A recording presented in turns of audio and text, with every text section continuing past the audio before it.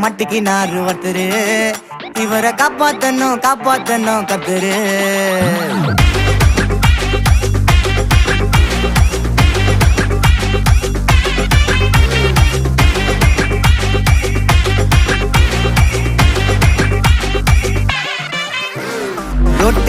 ரொட்டு கடை குருமா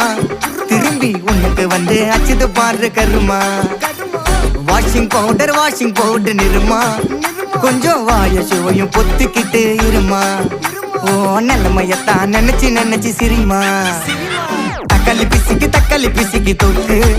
மொக்க வாங்கிட்டடா செவுத்த போய் நக்கு ஐபிஎல் கப்பு நான் வாங்கி தரேன் லாலிபப் சப்பு நீ சோத்துல தான் போடுறியா உப்பு